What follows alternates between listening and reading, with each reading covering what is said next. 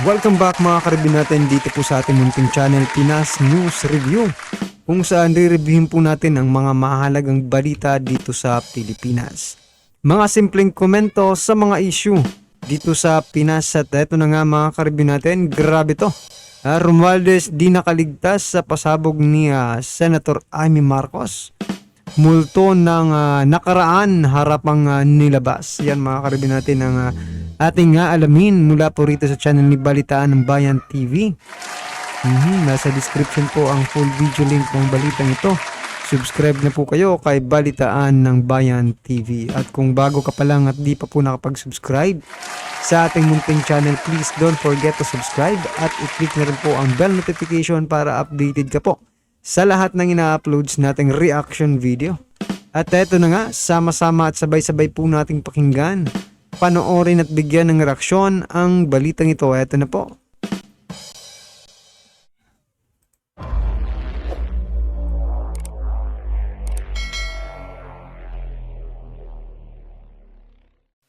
Si Senator Amy naman, gigil na gigil din sa People's Initiative. Alam niyo mga kotsero, walang problema yung People's Initiative eh. Alam niyo may problema, yung nag-i-implement, palpak eh. Dinudungisan niyo yung proseso ng People's Initiative. May bayaran daw nagaganap sa People's Initiative. At gusto niya tong imbestigahan sa Senado. Sabi, pinasisiyasat ni Senadora Amy Marcos ang di umano'y payoff sa signature campaign para sa People's Initiative bilang paraan ng pag-amyenda sa 1987 Constitution. By the way, mga kotsero, in-explain ko na po ito sa previous video. Yung amendments na ginagawa sa 1987 Constitution, hindi ho yan makukuha. Yung gusto nilang gawing amendment sa 1987 Constitution, hindi nila makukuha through People's Initiative. Hindi nila makukuha through People's Initiative. Bakit? Kasi may Supreme Court decision na nagsasabi na ang People's Initiative ay hindi mo pwedeng gawin para mag-revise ng Constitution or mag-amend ng Constitution that basically changes its principle. Ano ho ba yung gusto nilang baguhin? Balikan uli natin yung pinapapirma.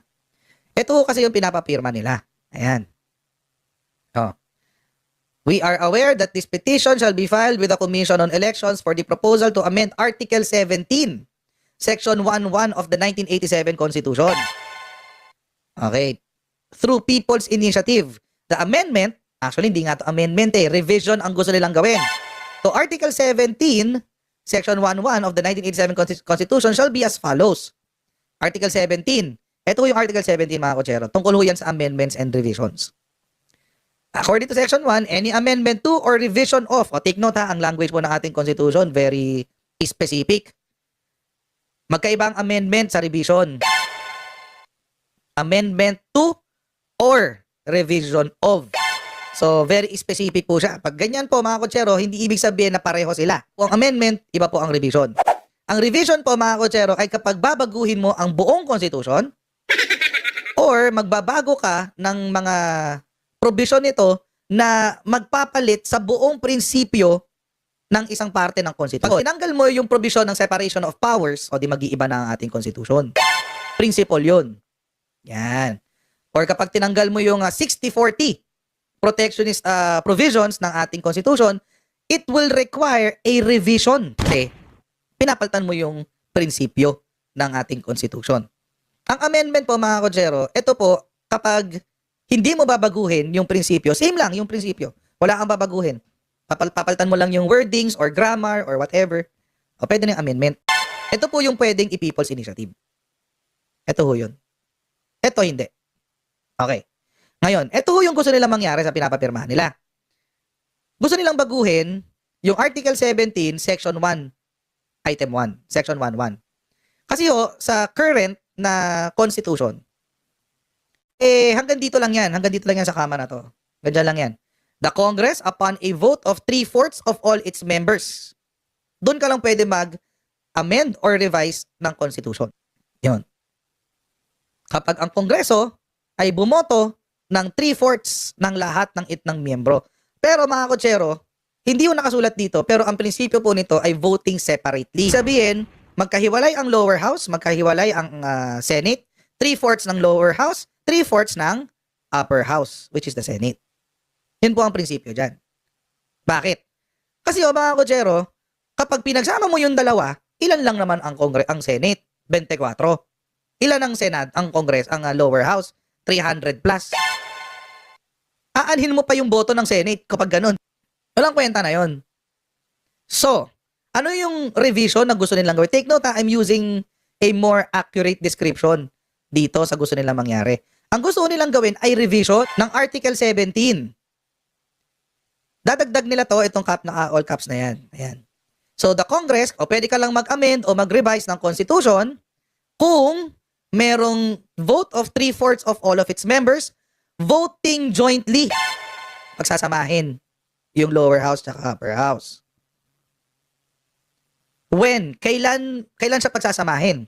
At the call of the Senate President or the Speaker of the House of Representatives. What will happen here? O di matatabunan na yung Senate. Ano pang silbi nila? Bakit po protection ito sa Constitution? Itong ginawa ito ng ating mga framers ng Constitution. Para mahirapan yung pagpapalit. Para pahirapan yung palit. Sinadya ho talaga nila yan. Para pahirapan yung palit. Hindi ho siya nakadepende sa kung ano yung trip ng Senate President o ng Speaker of the House. So mga kotsero, pag dinagdag mo to, you are essentially, well, not completely, but you are essentially, ito na-mention ni Casper Gold, abolishing the Senate pagdating sa Article 17. Ito yung gusto nilang isulong. Ngayon, akala ko ba, matal ko na itong tanong akala ko ba ang gusto nyong palitan ay yung economic provision, which is Article 12. Ang layo sa, lumampas kayo ng 5 articles? Article 17 kayo ng ending? Bakit? O sige, sabihin na natin, let's say pumayag tayo dito. Halimbawa, Kasi nga makakaribin natin, iba na po talaga yung ano nila ngayon. Iba na po yung gusto nilang mangyari, no? Doon sa kanilang mga sinasabi. O, di ba? Economic provision lang. Ngayon, eto, iba na naman po yung kanila. Wala silang isang salita, makakaribin natin. Parang hindi talaga, eto opinion lang po ito. Parang hindi po talaga para sa taong bayan yung kanilang ano dito di ba? Pagtatrabaho sa Congress, no? Parang mga pansariling kapakanan, no? Ang kanilang ginagawa. Oh, bakit kung papalitan ba yung anong na yan no, yung mga article na yan? Yung constitution na yan?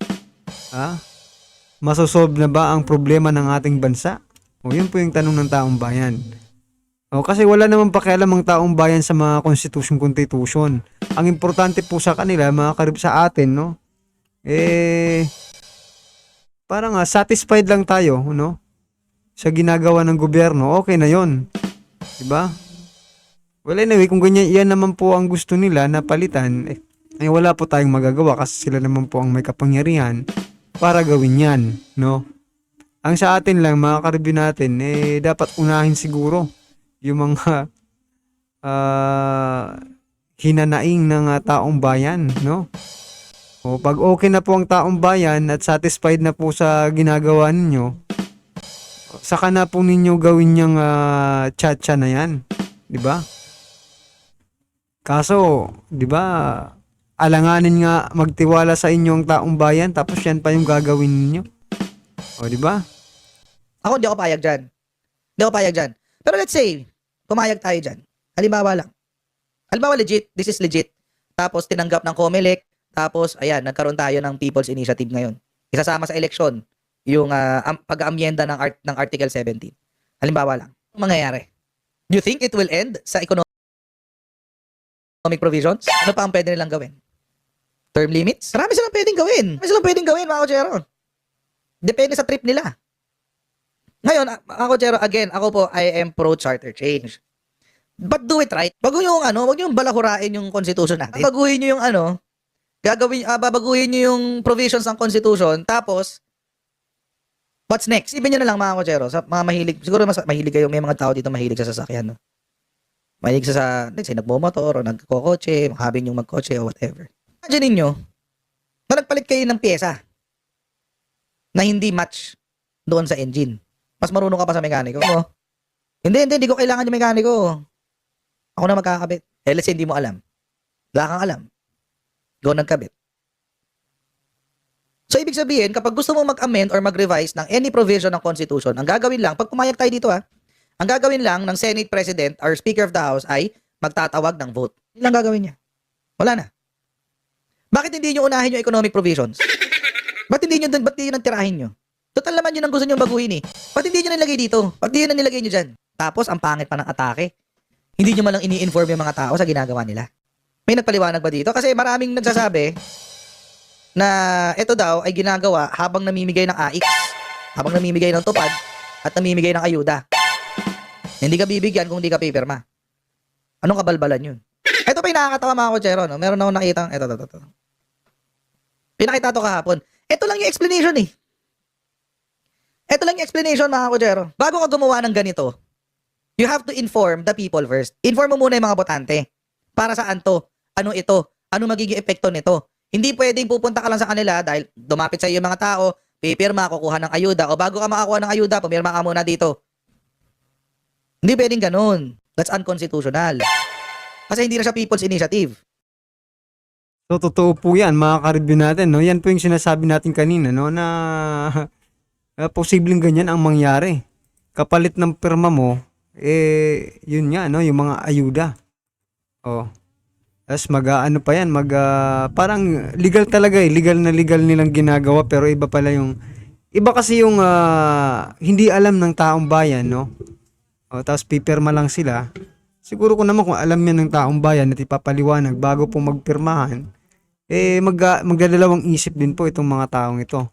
Pero sa panahon po ngayon na napakahirap po ng kumita ng kwarta, yeah, at isang pirma lang, mayroon ka na agad pera. So talagang marami na naman po ang mabubudol dito. Diba? At siguradong sigurado tayo na magtatagumpay po sila dyan. Kasi sila naman po ang nasa kapangyarihan eh. Well, anyway, mga ka-review natin, ano man po ang inyong reaksyon, i-comment lang po sa baba para at least alam po ng ating mga kababayan ang inyong pong nararamdaman patungkol po dito sa balitang ito, alright? Kung bago ka pa lang at di pa po nakapag-subscribe sa ating munting channel, please don't forget to subscribe. At i-click na rin po ang bell notification para updated ka po sa lahat ng ina-uploads nating reaction video. At wag din pong kalimutan mag-subscribe kay Balitaan ng Bayan TV. Nasa description po ang full video link ng balitang ito. Subscribe na po kayo kay Balitaan ng Bayan TV. Maraming salamat po.